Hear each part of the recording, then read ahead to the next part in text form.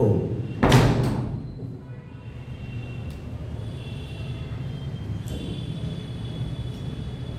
चलिए प्रार्थना करते हैं। ओम भूर्भुवः स्वः तत्सवितुर्वरेण्यं भर्गो देवस्य धीमहि धियो यो नः प्रचोदयात्। ॐ सहना भवतु सहनौ भुनक्तु सह वीर्यं करवावहै तेजस्विनावधीतमस्तु मा विद्विषावहै। ॐ शान्तिः शान्तिः शान्तिः। सविभ्यो नमः। सबको सादर सप्रेम नमस्ते।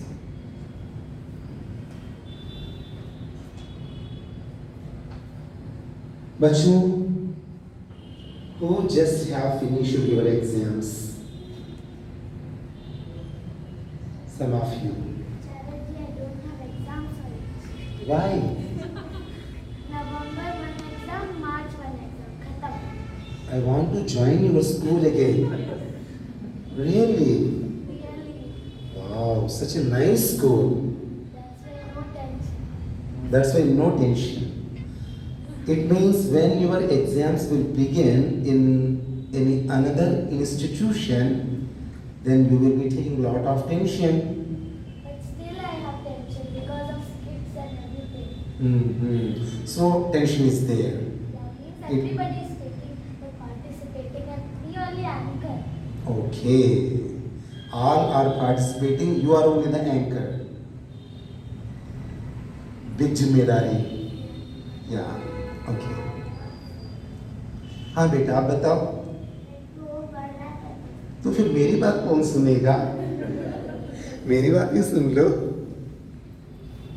सुनोगी? ओके, चलो इसे परमिशन दे दी। ओके। तो बच्चों, एग्जाम से डर किसको लगता है? सच्ची में, ऑनेस्टली, किसी को डर नहीं है? हाँ, ये सही है। आपके एग्जाम से आपको डर नहीं लगता, आपके एग्जाम से आपके पेरेंट्स को डर लगता है। ओके, दोनों में होना क्या चाहिए? आपके एग्जाम से आपको डर लगना चाहिए या आपके पेरेंट्स को डर लगना चाहिए? राइट आंसर, किसी को डर नहीं लगना चाहिए। There are two conditions जब हमें डर नहीं लगता। There are only two conditions. The first condition is I am well prepared. First condition क्या है? वेदांश में तो कब डर नहीं लगेगा एग्जाम से? I am well prepared. मुझे डर नहीं लगेगा। And दूसरा कंडीशन है I am not prepared at all and I don't care. ठीक है? I am not prepared at all but I don't care. इन दो सिचुएशंस में डर नहीं लगेगा। इसमें से आप लोगों को डर नहीं लगता, you in which category you want to keep in? Well prepared. So you are well prepared, that's why there is no cause to get worried, right?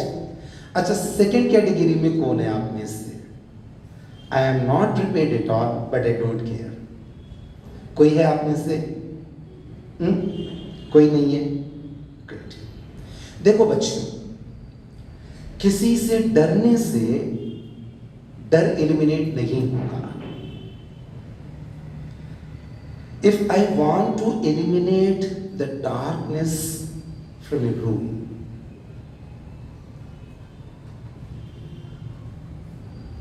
No broom will throw out your darkness from your room. Is it possible? Can you get rid of darkness with the help of a broom? With the help of a mop? Mop क्या होता है बताओ? Mummy, mop, पोंछा।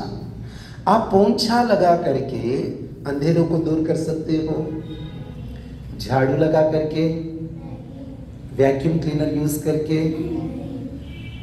तो आप सारे darkness को vacuum cleaner से खींच लो अंदर, and there will be light. Is it true? तो क्या समझ में आया आपको? किसी चीज को एलिमिनेट करने के लिए आपको सही जानकारी होनी चाहिए, सही तरीका पता होना चाहिए। जैसे झाड़ू लगाने से अंधेरा दूर नहीं होता। अच्छा मान लो यहाँ पर बदबू है, हवा में बदबू है, तो सड़क पे पोंछा लगाने से बदबू चली जाएगी? नहीं। So we have to know the right way to get eliminated a wrong thing. डर भी एक रॉन्ग थिंग है। डर क्या है? एक रॉन्ग थिंग है। There wouldn't be any space for that wrong thing, for that wrong element in our life. हमारी जिंदगी में ऐसा डर होना नहीं चाहिए। पर डर कैसे जाएगा? तो वो तरीका सीखना होगा। किसी को एग्जाम का डर है, किसी को फ्लाइट चढ़ने का डर है, किसी को ऊपर से नीचे देखने का डर है, कोई बहुत हाइट में जाकर के नीचे नहीं देख सकते। अलग अलग प्रकार के डर है। उसको एलिमिनेट करने के लिए अलग अलग तरीके होंगे, but we keep us limited for only the discussion of the education. Education से रिलेटेड जो डर है केवल वहीं तक हम बात करेंगे, राइट? तो ये जो पढ़ाई है ना, ये पढ़ाई आपकी दोस्त बन जाएगी। पढ़ाई आपकी दोस्त बन जाएगी। कैसे बनेगी बताओ? कोई फ्रेंडशिप बॉन्ड ला करके पढ़ाई में बांध दो। मैं आपको एक लाल धागा दे दूंगा और बुक को मांगो, you are my friend and I am your friend. From this day we both are friends. तो फ्रेंड बन जाएगी एजुकेशन? नहीं बनेगी। एजुकेशन को फ्रेंड बनाने का एक तरीका है। तरीका क्या है? उसके साथ कुछ वैल्यूएबल टाइम बिताना होगा आपको।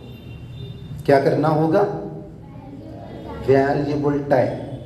अब आप कहेंगे टाइम की कीमत भी बदलती रहती है क्या? दोपहर के टाइम की कीमत 50 रुपए 1 किलो, सुबह की टाइम कीमत 250 रुपए 1 किलो। तो क्या टाइम का वैल्यू, टाइम की कीमत बदलती रहती है क्या? हाँ, अलग तरीके से बदलती है। कैसे बदलती है? आप प्यार से पढ़ाई करोगे तो वो टाइम वैल्यूएबल बन जाएगा, और आप परेशान होकर के पढ़ाई करोगे तो उस टाइम का वैल्यू कम हो जाएगा। क्या बातें समझ में आ रहे हैं आप लोगों को? अभी तक क्या क्या बात कही मैंने आप लोगों से? बताओ बेटा सुरभि। अगर पढ़ाई मन लगा के पढ़ेंगे तो वो हमारी फ्रेंड बनेगी। लेकिन अगर आप डरेंगे, अरे एग्जाम है मुझसे नहीं पढ़ा जा रहा, और ऐसे ही पढ़ लेंगे तो एग्जाम में कुछ नहीं आता। ओह, बिल्कुल सही। और ये बातें हमें बता रही है जिसके एग्जाम्स ही नहीं होते। ओके, सो एग्जाम के प्रिपरेशन के लिए पढ़ाई नहीं करनी। मैं एग्जाम लिखूं इसलिए पढ़ाई ना करूं। मुझे कुछ सीखना है इसलिए मुझे पढ़ाई करनी है। I am not here to pass some exams, some competitive exams, but I am here to learn, to be an educated person. Exam pass करने से आप एजुकेटेड पर्सन बनेंगे? बिल्कुल गलत, बिल्कुल गलत। आप एजुकेटेड पर्सन बनेंगे अपने आप एग्जाम पास हो जाएंगे। Passing examination should become a byproduct of your life. आप पढ़ाई करेंगे तो आप एग्जाम पास हो जाएंगे, वो बाई प्रोडक्ट है। पर मेन थीम क्या है? मैं इसलिए पढ़ाई करूं तो मुझे कुछ सीखना है। But the problem is whatever I learn a week ago, I do not remember that today. मैंने 10 दिन पहले जो सीखा मैं भूल गया आज। 15 दिन पहले मैंने जो सीखा भूल गया आज। तो यहां पर जो की रोल प्ले करता है वो है रिपीटिशन। क्या है? रिपीटिशन। आपको एक अपनी पढ़ाई का मेन्यू तैयार करना चाहिए। रेस्टोरेंट में जाते हैं तो मेन्यूज मिलते हैं आप लोगों को। अच्छा, आपकी मम्मा भी कभी मेन्यू तैयार रखती है क्या? सोमवार को ये करूंगी, ट्यूसडे को ये करूंगी, वीकेंड्स पे ये करूंगी, वीकडेज में ये करूंगी, ऐसा कुछ मेन्यू प्रिपेयर्ड है? नहीं। तो आज अपने पेरेंट्स को घर जा करके कहना, यद्यपि कुछ पेरेंट्स तो सुन रहे हैं, उनको कहना मेन्यू तैयार करना। कब? विंटर के लिए एक मेन्यू, सीजन्स के लिए 6 सीजन्स के लिए आप 6 मेन्यू तैयार करके रखिए। जो वसंत ऋतु के लिए मेन्यू है उसको गलती से भी वर्षा ऋतु के लिए यूज मत करना। कुछ तो कॉमन होंगे आप लोगों के खाने पीने की चीजें जो जनरल है, कुछ खास चीजें होंगी जो सिर्फ और सिर्फ मार्च अप्रैल में खाने से परिवार का हेल्थ ठीक रहेगा। कुछ खास चीजें होंगी जो ग्रीष्म ऋतु के लिए है, यानी कि जब भयंकर गर्मियां हो रही होंगी। कुछ खास चीजें होंगी जो वर्षा ऋतु के लिए होंगी। तो आप लोग ऐसी कुछ चीजें तैयार करके रखना। आपके बच्चों के लिए मैं बता रहा हूं कि सर्दियों में माल कांगनी के बीज, ये क्या है आप मत समझिए, पंसारी से पूछिए जा करके। क्या कहा? माल कांगनी। कई लोग कांगड़ी बोलते, कई लोग कांगनी बोलते। बच्चों आपको नहीं बता रहा हूं, आपके बड़ों को बता रहा हूं, ठीक है? माल कांगनी के बीज सर्दियों में रोज 2 दाने सुबह, 2 दाने शाम बच्चों को दे दीजिए, 4 दाने। और वो होगा कड़वा। कैसे होगा? कड़वा होगा, वेरी बिटर टेस्ट। यदि चबा करके खाएंगे बहुत अच्छा, यदि चबा करके नहीं खाएंगे उसका पाउडर बना लीजिए, मिश्री के साथ दे लीजिए। क्या करना? सर्दियों में। गर्मियों में क्या कीजिए? शंखपुष्पी और ब्राह्मी, शंखपुष्पी और ब्राह्मी, उसका पाउडर बनवा करके रख लीजिए। और इन सभी बच्चों को, तो देखिए अब ये लोग क्लास की भी पढ़ाई कर रहे हैं, वैदिक पढ़ाई कर रहे हैं। आपके बचपन में आपके दिमाग के ऊपर इतना स्ट्रेस था क्या? ईमानदारी से बताइए। आप अपने पेरेंट्स से पूछिए, in which age now you are, when they were in that age, were they learning these much of education systems? You have hobby courses, you have classical dances, you have karate classes, you have chanting classes, you come here on Sundays. इस प्रकार इन बच्चों को इस उम्र में जितना दबाव इनके दिमाग के ऊपर है, ईमानदारी से बताइए क्या आपके या मेरे दिमाग में इतना दबाव था? नहीं था। तो इसके दिमाग को फिर प्रिपेयर करना होगा ना, उसके लिए इसको सही खुराक देनी पड़ेगी। तो वह सही खुराक है, आप सर्दियों में तो इनको मालकांगनी दीजिए, और गर्मियों में क्या देना है? शंखपुष्पी और ब्राह्मी। खास करके जिन बच्चों को बोलने में दिक्कत होती है, सही उच्चारण नहीं आता, प्रोनाउंसिएशन में दिक्कत होती है, उन बच्चों को ब्राह्मी अच्छी चीज़ है। संस्कृत में उसका नाम ही सरस्वती है, उसका नाम संस्कृत में सरस्वती और ब्राह्मी है। वो आप ऋतु के अनुसार, सीजन के अनुसार अपने बच्चों को दीजिए। तो कभी मिश्री के साथ, कभी शरबत के साथ, कभी किसी फॉर्मेट में, कभी किसी फॉर्मेट में दीजिए। तो इनके दिमाग को न्यूट्रिशियस वैल्यूज ज़्यादा मिल जाएंगे। तो ये इस कंपटीशन को लड़ने में अपने आप को सस्टेन रख पाएंगे। और बादाम, मिश्री, सौंफ, इन तीनों का मिश्रण रखिए। बादाम, मिश्री और सौंफ। ये किस चीज़ के लिए? खास करके इनकी आंखों के लिए। आज पता नहीं बच्चों के साथ बोलते बोलते मैं बड़ों के साथ बोलने लग गया हूँ जी। बहुत जरूरी है इनकी आंखों के लिए। So we were not using these kind of gadgets which put some bad impression on our eyes in our tender age. पर इन बच्चों को देखिए, गैजेट्स को देख रहे हैं, बहुत स्ट्रॉन्ग लाइट्स को देख रहे हैं, रात को कंप्यूटर्स ऑपरेट कर रहे हैं। इसके द्वारा इनकी आंखों के ऊपर बुरा प्रभाव पड़ता है। इसको दूर करने के लिए दो काम कीजिए, सौंफ, बादाम, मिश्री, इन तीनों का पाउडर इनको दीजिए। दूसरी दवा यहाँ पर नहीं मिलती। यदि कभी आप दिल्ली चले जाएं तो दिल्ली से एक दवा मंगवा लीजिए, उसका नाम है नेत्र सुदर्शन अर्क। नेत्र, आप में से किसी के लिंक्स यदि दिल्ली में है तो बाद में मेरे से नंबर ले लीजिए दुकान का, उस दुकान से आप बाय पोस्ट मंगवा लीजिए नेत्र सुदर्शन अर्क। इन बच्चों को प्रतिदिन 2-2 ड्रॉप्स डालें, उनकी आंखों को सुरक्षित कीजिए। तो अभी मैं कार में भी बता रहा था, हर्ष चावला जी के बेटे वो दी लेके आ रहे थे, if your eyes are strained then your brain is tensed. Eyes के ऊपर स्ट्रेन बढ़ गया तो ब्रेन टेंस हो जाएगा। यदि ब्रेन टेंस हो गया तो वो प्रेशर को झेल नहीं पाएगा। नॉर्मल जनरल सर्कमस्टेंसेस में जो बात हमारा दिमाग झेल जाएगा, किंतु टेंशन में हमारा दिमाग उस बात को झेल नहीं जाएगा। मान लीजिए मैंने बच्चों को डांट दिया, जनरल पोजीशन में बच्चे उसको झेल लेंगे, किंतु वो टेंशन में होंगे तो वो उसको ले नहीं पाएंगे। इसलिए दिमाग के ऊपर टेंशन ज़्यादा आने नहीं देना। यदि दिमाग के ऊपर टेंशन ज़्यादा आने नहीं देना तो सबसे पहले आंखों का ध्यान रखना है। आंखों के ऊपर टेंशन ज़्यादा नहीं आना देना। तो उसके लिए 2 चीज़ें बता रहा था, एक तो सौंफ है, बादाम में, इसका पाउडर, दूसरा नेत्र सुदर्शन अर्क, ये चीज़। ओके बच्चों, अब आप लोगों के पास मैं आपको बता रहा था, आप लोगों को करना चाहिए menu of repetition.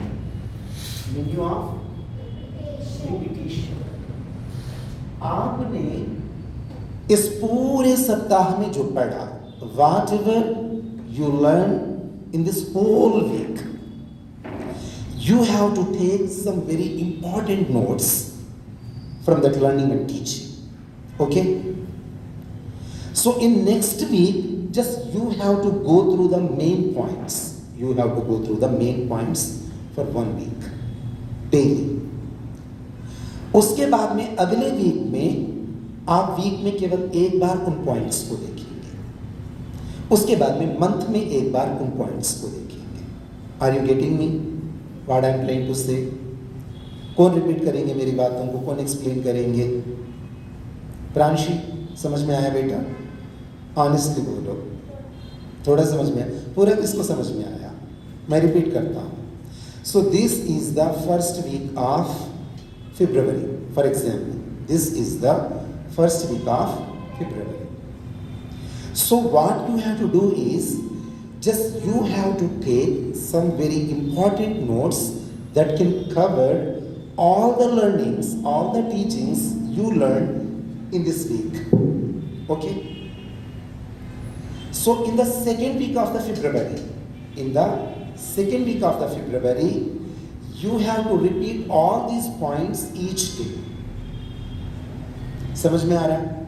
In the second week of February, you are repeating all these points each day.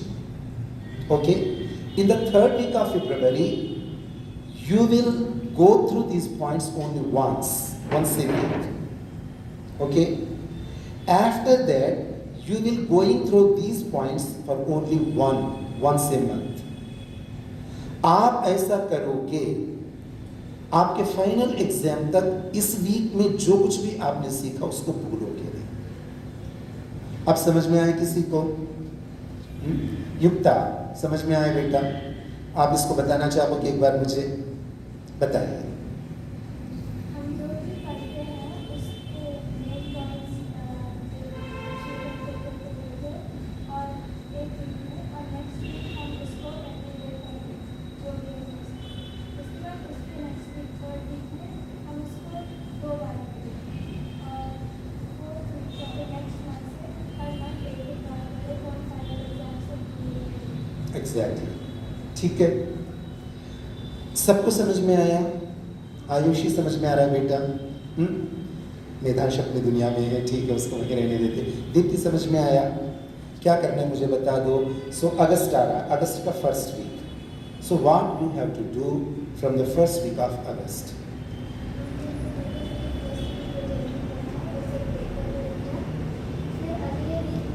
सारा नहीं लिखना, only the main points, triggering points. There are some triggering points. If you just touch it, for example, अब मैं जाऊंगा हैदराबाद जा करके मैं Bengaluru, I just call Bengaluru. Bengaluru कहते ही मुझे इंदिरा नगर याद आ जाएगा।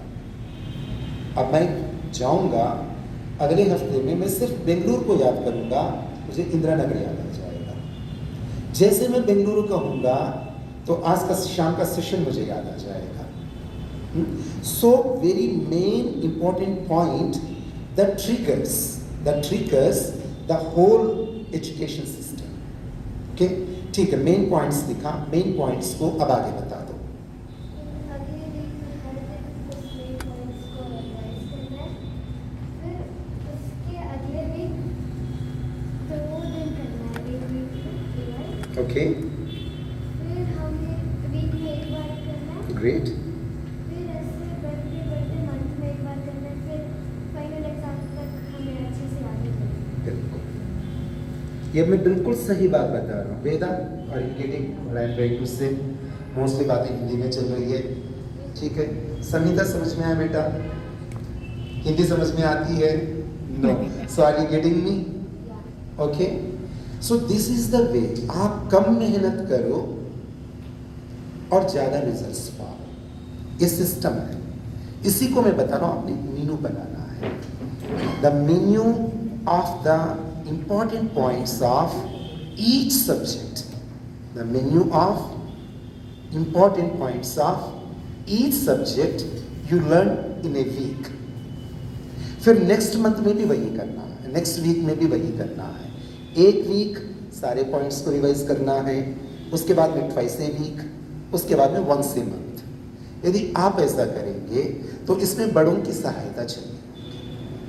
आप इनकी हेल्प कीजिए उनके पॉइंट्स बनाने में, और वीक में एक बार आप उन पॉइंट्स उनसे पूछिए, आपने ये पॉइंट लिखा, इसका मतलब क्या है? आपने ये पॉइंट लिखा, इसका मतलब क्या है?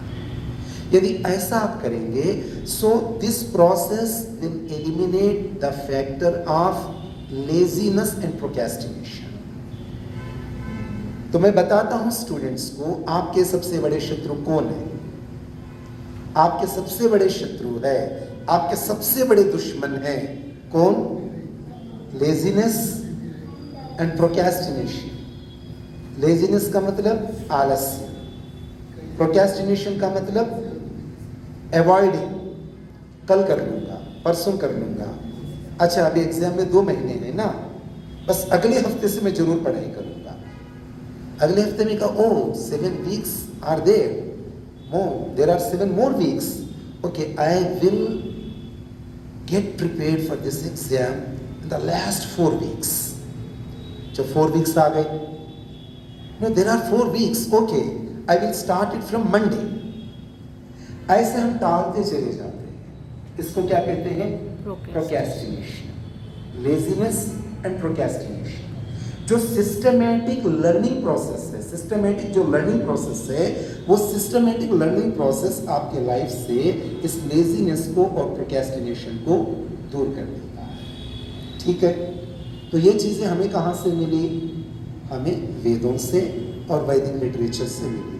तो वहां पर एक श्लोक है, मैं बोलना चाहूंगा, आप सुनोगे, रिपीट करोगे, ठीक है? कुछ को पहले से भी ये श्लोक आता होगा, बोलो। आलस्यम ही मनुष्याणाम, बड़े भी बोल सकते हैं। जैसे जैसे बड़े होते हैं वैसे वैसे उनकी आवाज कम होती जाती है। आलस्यम ही मनुष्याणाम शरीरस्थो महान रिपुः। आलस्यम ही मनुष्याणाम शरीरस्थो महान रिपुः। एक बार और बुलवाऊंगा, फिर पूछूंगा कौन बोल पाएंगे। सो this is competition between parents and children, okay? और एक बार, आलस्यम ही मनुष्याणाम शरीरस्थो महान रिपुः। Alasya means the laziness and procrastination. He means exactly, definitely, alasyam hi. Definitely the laziness, alasyam hi. Manushyana means of men, of humans. Manushyana, of humans. Alasyam hi manu. Sharirastha means one who resides in the body. Who resides in the body. Sharirastha. There are two kinds of enemies. Some enemies, they reside outside the body. And some enemies are there, they reside in the body. Sharirastha means one who resides in this body. Sharirastha, हमारे शरीर में रहने वाला. Mahan means a big. Mahan means a big. Ripuhu means an enemy. Ripuhu means an enemy. Alasyam, laziness and procrastination. He, definitely, manushyanam, of human beings. Sharirastha,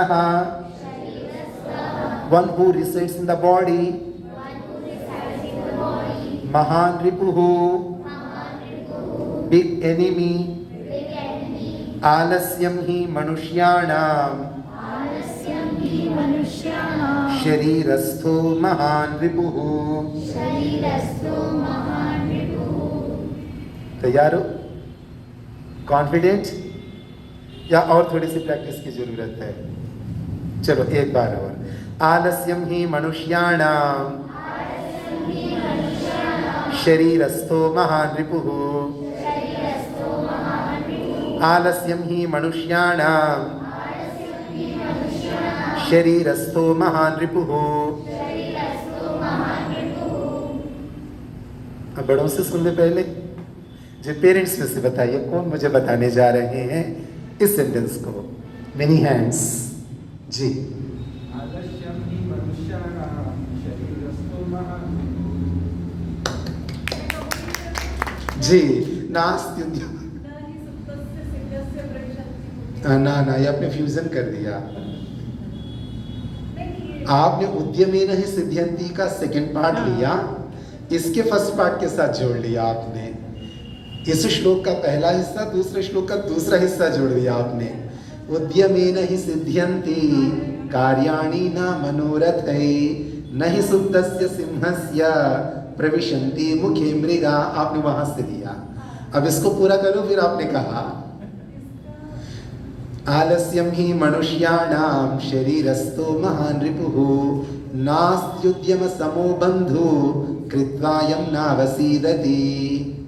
ये ज़्यादा typical है बोलना, इसलिए बच्चों को बोल नहीं रहा हूँ मैं, ये इतना है। बच्चों चलो आपको रिपीटेशन का एक मौका और देता हूँ। आलस्यम ही मनुष्याणाम शरीरस्थो महान रिपुः। So the laziness and the procrastination is definitely a big enemy that resides in the body. Very closest enemy. Okay, अब कौन बताएंगे?